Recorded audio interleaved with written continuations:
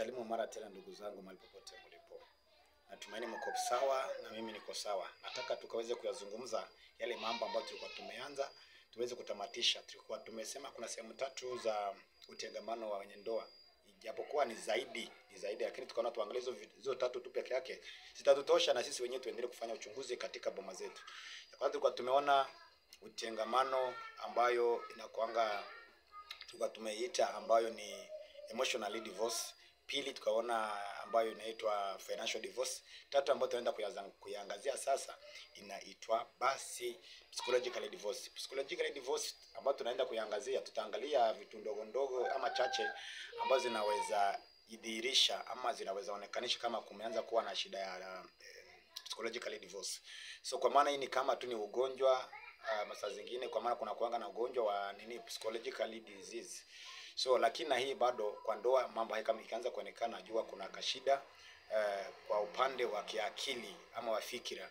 So kuna zile ambazo tunaweza ziangazia. Kuna huyu mtu anaweza onekana na hii kuna kitu ya kwanza anaweza kuwa maybe mlikuwa mnaishi naye vizuri, lakini kidogo kidogo wewe unaenda job kurudi unapata mwenzako maybe amekuwa kwa nyumba hajapika na umetufanya kila kitu. Ukiuliza chakula nakwambia no, chakula si lazima mimi nipike, pesa bado mahali umeacha iko hapo, unaweza enda kununua na wewe ukuje upike tukule.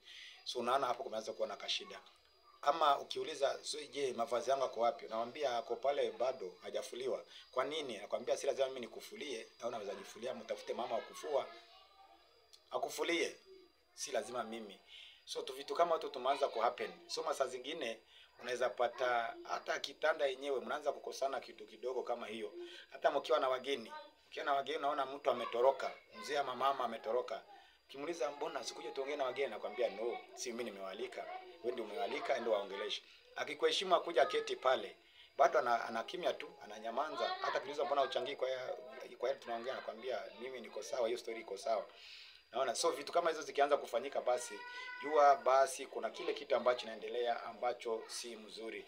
So kwa hivyo masaa zingine hata unaweza pata mwenzako ameamua aende kukaa peke yake, hataki kuongea na mtu yote, amekimya. Ukimuuliza swali hata na kimya kabisa.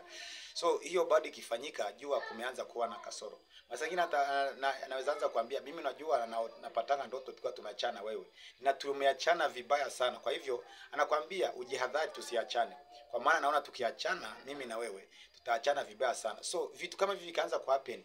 Jua kwa hii ulimwengu sasa wa kiroho kuna vitu zingine zinatengenezeka. So anza kujihadhari, kuchunga boma yako vizuri.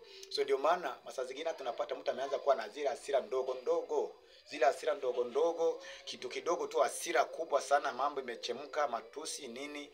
Lakini mtu haendi, kumbuka hizi vitu zote mtu anazifanya, haendi, ako hapo tu ndani, mnaishi na yeye. So kwa mwenzako ataanza kuwa na fikira zingine. Ndio unakuja kupata sasa pale nje ile ndoa tuko tunaona iko sawa, imeripuka once. Mtu anajiuliza mbona wale watu walikuwa naishi vizuri, lakini kule ndani tulikuwa tunaona kuna ndoa, kumbe ndani hakuna ndoa. So kwa hivyo wanandoa tuendelee kujihadhari na kuweza kuangalia ni nini naweza fanya ndoa zetu ziharibike. Ukianza kuona mambo kama haya, anza wewe mwenyewe kurekebisha. Masaa zingine hata tunaweza ona ama unaweza ona bado kila mtu anataka kama maisha yake. Mmoja akienda kulala, mwingine anakuja analala sitting room. Maisha inakuwa hivyo, hata waongeleshani. So mama ikianza kufanyika hivyo, na maele mambo mengine yote tumeweza kuongelea kuanzia kipindi. Kwa hiyo pati ya kwanza ya emotional divorce, pati ya pili ya ile financial divorce, na hii ya tatu ambayo tumeona.